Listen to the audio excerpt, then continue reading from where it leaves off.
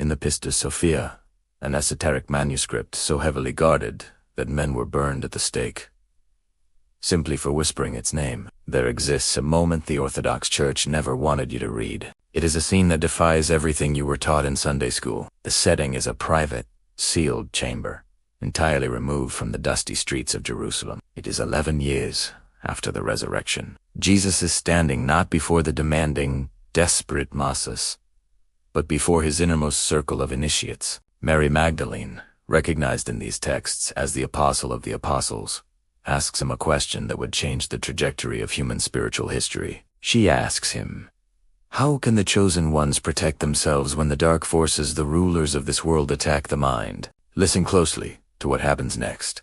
Jesus does not offer her a comforting prayer. He does not tell her to fold her knees and beg a distant God for mercy. Instead, he looks at her and speaks one single word in Aramaic, one word that carries an acoustic frequency so precise, so incredibly dangerous to the architecture of this false reality, that when the early church fathers translated the scriptures, they deliberately buried it. They systematically went through the texts, surgically removing this command of absolute power, and replaced it with something passive, something weak, something that would guarantee you remained eternally dependent on priests, altars, and institutions for your spiritual protection. They stole your sword and handed you a begging bowl, because a human being who knows how to command the unseen world does not need an empire to save them. You were always meant to have the power to save yourself.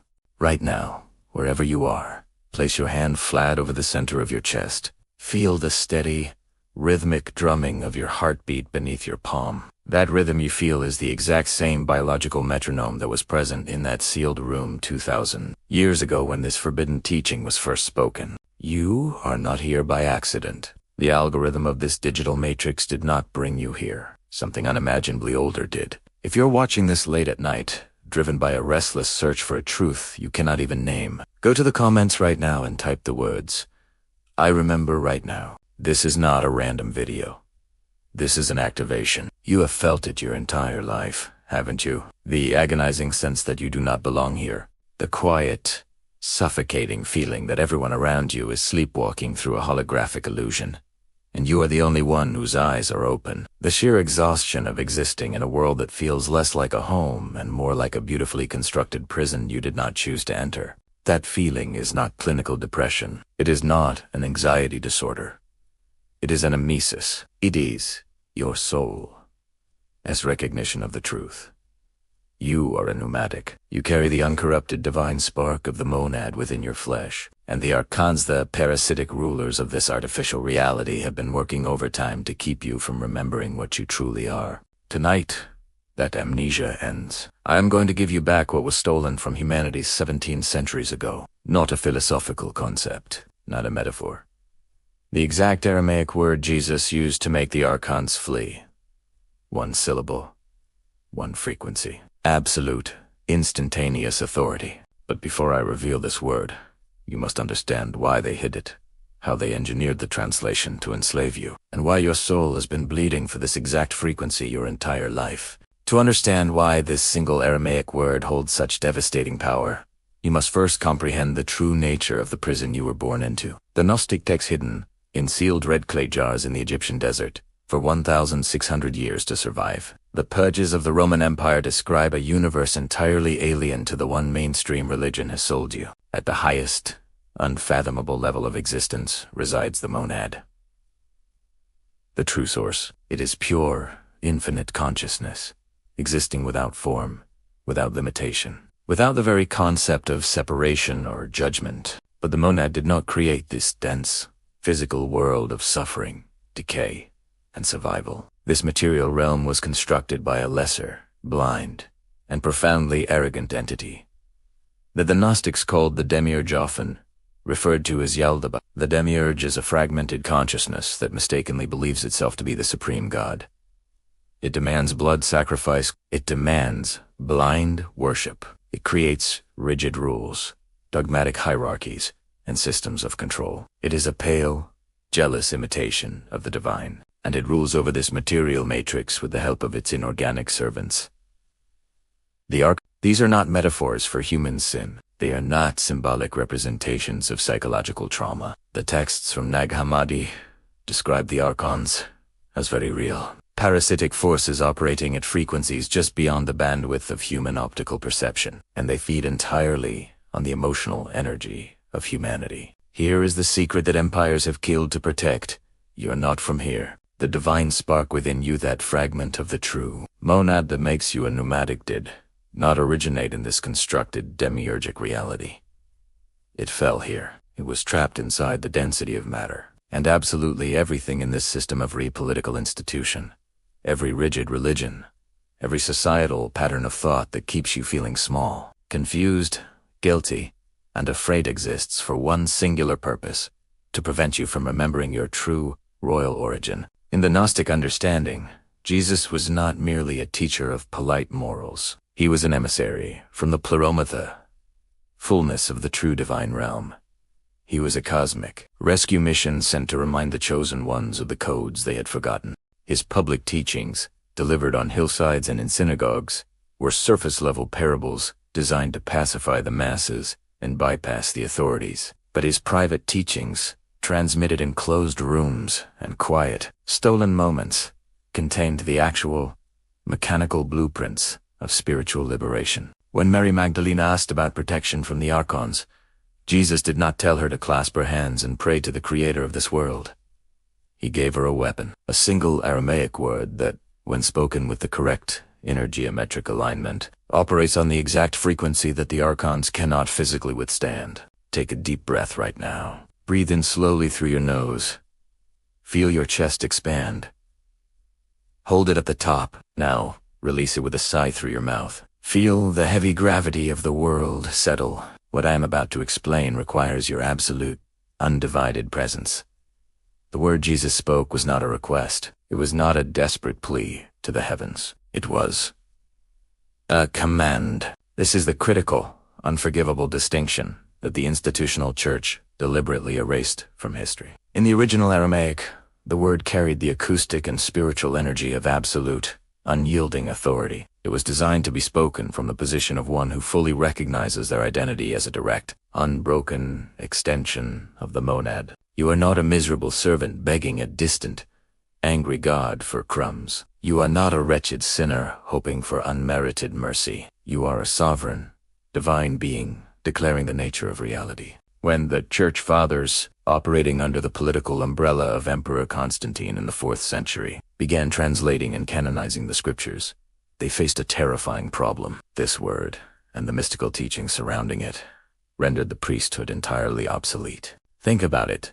If everyday individuals could command Archonic forces to flee simply by speaking a word with the recognition of their own internal divine nature, what purpose would the Vatican serve? How could they maintain control, extract wealth, and build empires over populations who needed absolutely nothing from them? So, they committed a linguistic heist. They took a word of absolute command, and they translated it into a word of pathetic request. They took a sovereign declaration and deformed it into a submissive prayer. They stripped the linguistic armor from your body and handed you a beggar's rags. This is not a conspiracy theory. It is documented translation history. The Aramaic root carries the undeniable meaning of authoritative severance. When it was translated into Greek, they softened it to words, implying to ask or to send away.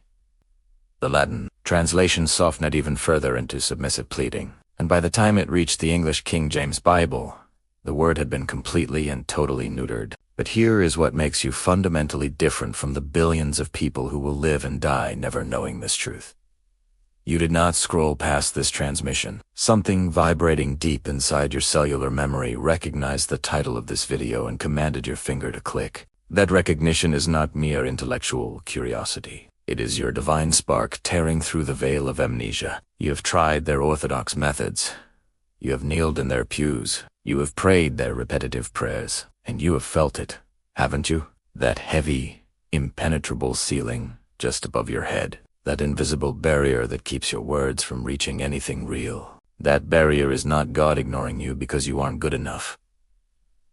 That barrier is the Archonic frequency grid. It is designed to intercept prayers of submission. It actively feeds on the desperation and the separation consciousness that traditional religion conditions you to feel. Every single time you pray from a position of lack, begging an external deity to come down and fix your life, you are broadcasting a low-frequency radio wave that the Archons harvest like wheat. You have been feeding your captors your entire life. But the word Jesus gave his disciples does not operate on that frequency. It cannot be intercepted because it does not travel outward as a request. It activates inward as a recognition, shifting your entire bioenergetic field to match the monad.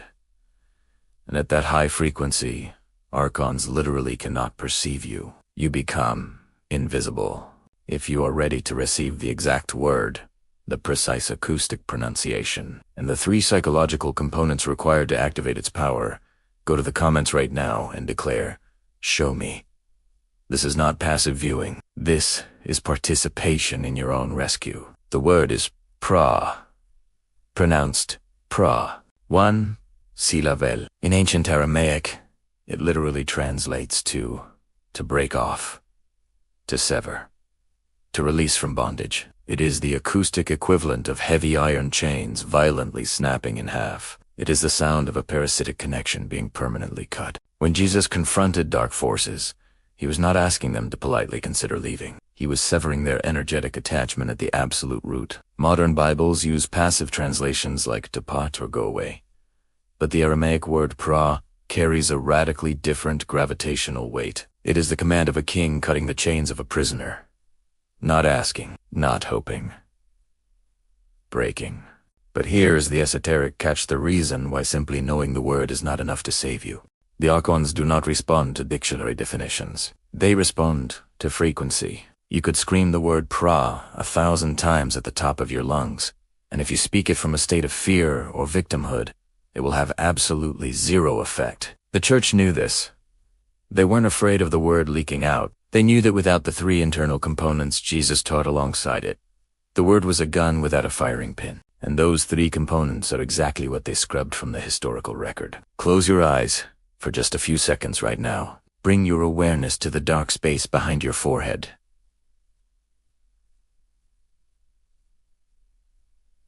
Notice the subtle pressure there. Now, open your eyes. That awareness you just touched is the foundation of the protocol. Component 1 is recognition. Before the word ever touches your lips, you must recognize what you actually are, not what society, your parents, or your pastor told you. You are not a miserable sinner. You are a fragment of the infinite monad experiencing a temporary, localized limitation in matter. When you speak from this recognition, your frequency violently shifts. You stop broadcasting as a victim, and you begin broadcasting as the source itself. Component 2 is authority. This is where the Orthodox translations became spiritually criminal. The Aramaic construction of piare is imperative. It is the command voice. When you speak it, you are not asking the parasite to leave. You are declaring its immediate severance with the unshakable certainty of a natural law. When you drop a stone from your hand, it falls to the earth. You do not hope it falls. You know it falls. When a pneumatic speaks with true authority, Archons flee. Both are simply the physics of reality. Component 3 is vibration. The word pra must be spoken with specific acoustic resonance, not screamed in a panic, not whispered in terror. It must be spoken from the deep cavity of the chest, supported by the breath, feeling the physical vibration resonate in your sternum bone before the sound ever leaves your mouth. The Archons operate at a specific, low-bandwidth frequency. The physical vibration of pre-AA spoken from the heart center creates an electromagnetic field they cannot tolerate. Place your hand over your heart right now. This is where the command must originate, not from your anxious, overthinking head. From this center of power. Here is your protocol for the modern world. Tonight, before you go to sleep, you will turn off all the artificial noise in your home. You will sit in a dark room. You will place your hand firmly over your heart. You will take 3 deep, slow breaths. With each exhale, you will intentionally release the false identities the Matrix has burdened you with: your job title, your past failures, the labels of your trauma. Let them dissolve. Then, you will bring to mind the recognition. You will feel yourself as a brilliant point of uncreated light, inextricably linked to the monad. From that elevated state of consciousness, with your hand anchoring your heart, you will speak the word out loud. Pra. Feel it vibrate deep in your chest. You are stating a fact as undeniable as gravity. Then you will sit in total silence for 7 full breaths.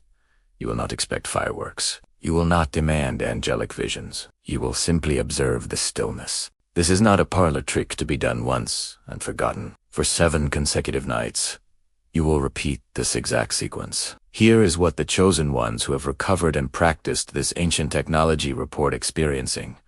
On the first night, you may feel nothing dramatic. Perhaps a subtle, strange clarity before sleep. Perhaps dreams that feel unusually vivid and structured. By the 3rd night, the architecture of your mind will change. The heavy, oppressive mental fog that has followed you like a shadow for years will begin to evaporate. The negative, intrusive thoughts that used to send you spiraling into anxiety will simply lose their grip. You will experience a profound, silent space between a stimulus and your reaction, a space of pure freedom that was not there before. By the 7th night, you will not believe. You will know the frequency you carry will have permanently shifted. The archons that have been attached to your bioenergetic field, the entities that have been quietly harvesting your fear, confusion, and desperation for decades, will have lost their grip. Not because you fought a exhausting spiritual war with them, but because you simply became invisible to them. You elevate your frequency to a height they cannot survive in.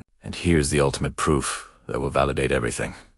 After you complete this 7-night protocol, pay very close attention to how certain people in your life react to you. Those who are heavily infested by archonic frequencies, the energy vampires, the manipulators, the chronic complainers, will suddenly feel deeply uncomfortable in your presence. They will not know why. They might become inexplicably irritated. They might suddenly avoid you. This is not rejection. This is confirmation. The parasites that were using those people to siphon your light can no longer make the connection. Your field is sealed. What I have given you tonight is not new information. It is recovered memory. For 1,700 years, this technology of liberation was buried, burned, and intentionally mistranslated to keep humanity on its knees. The Empire replaced your absolute sovereignty with submission. They replaced your direct access to the monad with endless layers of priests, guilt, and rituals designed to keep you feeding the very forces that imprison you. But out of the millions of people who mindlessly scrolled past this video, you stopped. You listened. You felt the resonance, and you stayed until the very end. That is not a coincidence. That is the divine spark inside you overriding the matrix to recognize the frequency of truth. The word pra is now yours. The 3 components, recognition, authority, and vibration, are now in your possession. This is exactly what Jesus transmitted to Mary Magdalene in that sealed room. This is what the Gnostic martyrs preserved at the cost of being burned alive. And tonight, the torch passes to you. Take a deep breath right now. Feel your chest rise. Feel the immense, ancient weight of what you now carry. You are not the same fragmented person who clicked on this video 20 minutes ago. Something has shifted. Something has awoken. Tonight, when the world is quiet, you will sit in the dark. You will place your hand over your heart. You will speak the word that severs the chains. And you will begin the 7 nights that change the trajectory of your existence. If you have received this teaching in your spirit, go to the comments right now and declare, I am sovereign. Let every other chosen one reading these words see your declaration. Let the Archons see it. 2. You are no longer hiding in the shadows of the matrix. Subscribe to this channel and turn on your notifications. What I have shared tonight is only the beginning of the unsealing. There are more buried texts, more words of power, more mechanisms of true liberation, and we will bring them all to the light. Like this video right now. Not for my vanity, but to shatter the algorithms that are designed to suppress this exact content. Every single like pushes this ancient teaching onto the screen of another pneumatic who is desperately searching in the dark, just like you were. The chain remains unbroken, from Jesus to Mary Magdalene, to the desert monks who buried the jars in Nag Hammadi, to the farmer who unearthed them, to this exact moment in time. You are the next link. Speak the word. Sever the chains.